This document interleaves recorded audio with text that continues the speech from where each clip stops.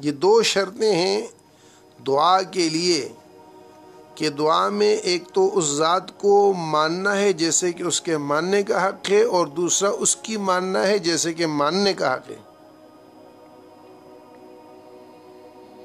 تو بہرحال جو آج عرض کرنا ہے، جو مقصود ہے وہ تو مانگنے کے اعتبار سے ہے کہ ہمیں اللہ رب العزت نے اس دنیا میں مانگنے والا بنا کر بھیجا ہے، اور ہم مانگتے ہوئے اچھے لگتے ہیں، لیکن مانگنا مخلوق سے نہیں ہے بلکہ مانگنا اللہ سے۔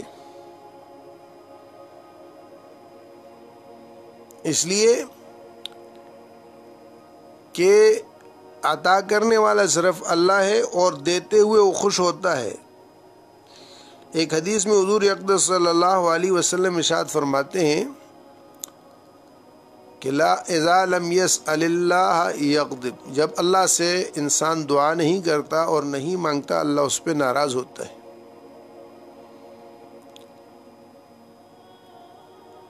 اور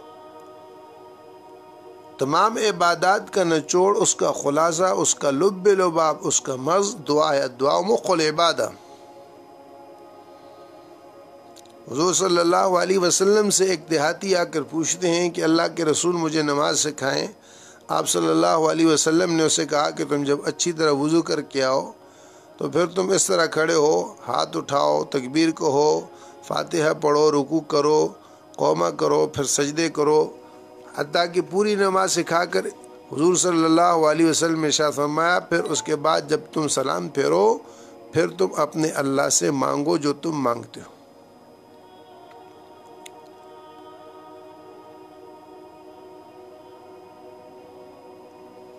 قرآن کریم میں اللہ پاک نے سورہ فاتحہ اتاری، اور یہ قرآن کریم کے شروع میں ہے۔ اس سورت کے بہت سارے نام ہیں، ان ناموں میں سے ایک نام سورہ فاتحہ کا سورہ دعا ہے۔ حدیث شریف میں آتا ہے کہ اللہ رب العزت نے اس میں مانگنے کا ڈھنگ سکھایا ہے، یعنی فاتحہ دعا ہے، اللہ سے کیسے مانگا جائے یہ اللہ نے سورہ فاتحہ میں ہمیں سکھایا ہے کہ مانگنے کا طریقہ یہ ہے، یہ سورت دعا ہے۔ اور قربان دین کے کہ اللہ رب العزت نے جتنی نماز ہمیں عطا کی ہے یا ہم نماز پڑھتے ہیں، وہ فرض ہو، وہ سنت ہو، وہ واجب ہو، وہ وتر ہو، ہر رکعت کے اندر سورہ فاتحہ ہے، ہر رکعت کے اندر۔ یعنی فرض کی 4 رکعتوں میں 2 رکعتوں کے اندر آپ فاتحہ کے بعد سورت پڑھتے ہیں، اور 2 میں فاتحہ پڑھتے ہیں، سورت نہیں پڑھتے۔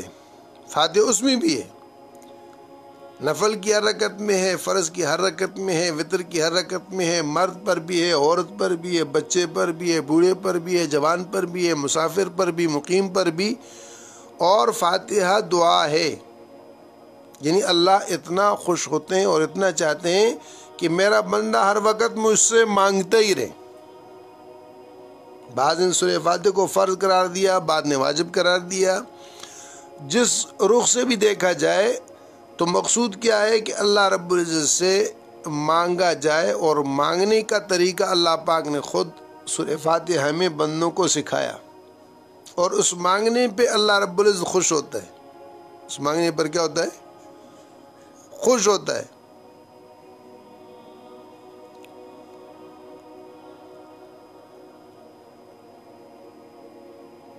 اور حضور صلی اللہ علیہ وسلم نے فرمایا کہ اگر جوتے میں تسمے کی ضرورت ہو اللہ سے مانگو، آٹے میں نمک کی ضرورت پڑ جائے وہ بھی اللہ سے مانگو۔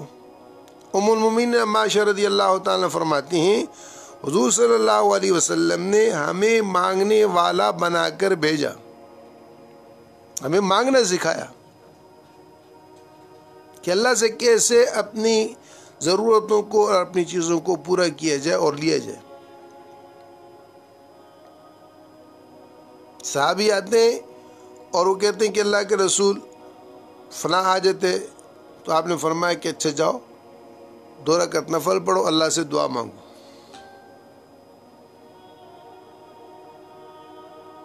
آپ گھر میں تشریف لائے، آپ نے دیکھا کوئی چیز نہیں، آپ صلی اللہ علیہ وسلم نماز میں کھڑے ہوئے اور آپ نے اللہ پاک سے دعا مانگی۔ آدم علیہ السلام جب انتہائی لاچار ہوئے تو دعا، نوح علیہ السلام دعا، یونس علیہ السلام دعا، ایوب علیہ السلام دعا، ابراہیم علیہ السلام دعا، اسماعیل علیہ السلام دعا، یعقوب علیہ السلام، یوسف علیہ السلام دعا، موسیٰ علیہ السلام، عیسیٰ علیہ السلام دعا، سلیمان علیہ السلام دعا، زکریا علیہ السلام دعا، مریم علیہ السلام دعا، داؤد علیہ السلام دعا۔ قرآن میں جس کا ذکر آیا، جس نبی کا ذکر آیا، اس کے ساتھ دعا لگائی ہے، اس کے ساتھ کیا ہے؟ دعا لگائی ہے۔ اور قرآن نے بتایا کہ نبیوں نے بھی اللہ سے مانگا۔ کیا مطلب ہے؟ مطلب یہ ہے کہ تمہیں بھی جب ضرورت پیش آئے تو سب سے اونچی اور بڑھیا ہستیاں نبیوں کی ہوتی ہیں۔ جب نبی بھی مانگتے ہیں تو تم بھی مانگو، اور جب تم مانگو گے تو دیکھو نبیوں کے لیے شرائط اور تھیں، تمہارے لیے شرائط اور ہیں۔ ان کے ساتھ معاملہ اور تھا، تمہارے ساتھ ایک معاملہ اور ہے۔ مولانا رومی رحمۃ اللہ علیہ نے بہت اچھا قصہ لکھا ہے کہ ایک بادشاہ شکار کے لیے جنگل میں گیا، دن بھر شکار کھیلتے کھیلتے کھیلتے کھیلتے ایسا ہوا کہ وہ ساتھیوں سے بچھڑ گیا۔ تو پہلے تو یہ زمانوں میں یہ چیزیں ہوتی نہیں تھیں پہنچنے کے اعتبار سے، تو جب بچھڑ گیا تو اکیلے رہ گیا، بھوکا بھی ہے، پیاسا بھی ہے، ساتھی بھی نہیں، زاد و توشہ بھی نہیں، ساتھی بچھڑ گئے۔ تو یہ گھوڑا چلاتے چلاتے ایک ٹیلے پہ پہنچا، وہاں ایک چرواہا تھا، وہاں ایک چرواہا بکریاں چرا رہا ہے۔ تو یہ اب چرواہے کو کیا پتا بادشاہ کیا چیز ہوتی ہے، بارہ وہ اپنی دنیا میں مگن تھا، مست تھا۔ تو یہ آیا جب اس کے پاس تو اس کو کہا کہ میں بھوکا بھی ہوں، پیاسا بھی ہوں۔ اس نے کہا بہت اچھا، یہ جو دیہاتی اور یہ پہاڑی لوگ ہوتے ہیں یہ ملنسار اور مہمان نواز ہوتے ہیں، دل کے بڑے کھلے ہوتے ہیں، صاف ہوتے ہیں، چونکہ منافقت سے ان کا کوئی واسطہ نہیں ہوتا، اپنی دنیا میں مست ہوتے ہیں۔ تو اس نے اس کی آؤ بھگت کی، اس کو بٹھایا، بکریوں سے دودھ نکالا، گڑ تھا، اس کو گڑ اور روٹی اور وہ دودھ پلا پلو کے کھلا پلا کے بڑا خوش ہو گیا۔ اب بادشاہ کو مزہ بھی آیا، جب آدمی بھوکا ہو نا تو یہ مرغن غازی کوئی حیثیت نہیں رکھتے، پھر تو روکی سوکی بھی جو ہے وہ بریانی سے عمدہ اور اعلیٰ بن جاتی ہے۔ بادشاہ جب انتہائی بھوک اور پیاس کے عالم میں اس چرواہے کے پاس پہنچا تو اس کا وہ جو سادہ سودہ کام تھا وہ اس کے لیے وہ شہنشاہی اور بادشاہی کھانوں سے اعلیٰ اور افضل درجے کی چیز تھی۔ خیر جب بادشاہ خوش ہوا، بادشاہ نے کہا کہ تو نے مجھے پہچانا؟ اس نے کہا میں نے تو نہیں پہچانا۔ کہا کہ میں اس پورے علاقے کا بادشاہ ہوں۔ اس نے کہا اچھا بابا جی تم بادشاہ ہو، کالا کوئی کاغذ واغذ لاؤ تو میں انعام دوں۔ اب کاغذ دیہاتوں میں اور جنگلوں میں کہاں کاغذ، بہرحال ایک بڑے پیڑ سے اس نے پتا لایا، وہ پتا لے کے آیا اور بادشاہ نے اس پتے کے اوپر لکھ دیا۔ پہلے پتوں پہ بھی لکھائی ہوتی تھی اور درخت کی چھال پر لکھائی ہوتی تھی، ہڈیوں پر لکھائی ہوتی تھی، یہ پہلے زمانے میں ان چیزوں کو استعمال کرتے تھے لوگ۔ تو پتے پر اس بادشاہ نے اس کو انعام کے طور پر 10 گاؤں کا مالک بنایا، 10 گاؤں کا مالک بنایا کہ بھائی میری طرف سے آپ اس کے بعد، یعنی 10 گاؤں کے نمبردار اور چودھری بن گئے۔ اچھا بادشاہ اتنی دیر میں اس کے وہ ساتھی بھی مل گئے، ملنے پر وہ خوش ہو گئے، بہرحال وہ لے کے چلے گئے بادشاہ کو۔ اب اس نے وہ پتا چادر پہ رکھا اور بنگڑا ڈال دیا، اب خوشی سے ناچ رہا ہے، میں 10 گاؤں کا مالک بن گیا، 10 گاؤں کو چودھری بن گیا، ناچ رہا ہے، خوش ہو رہا ہے۔ اتنے میں ایک بکری ہے، اس نے وہ پتا کھا لیا۔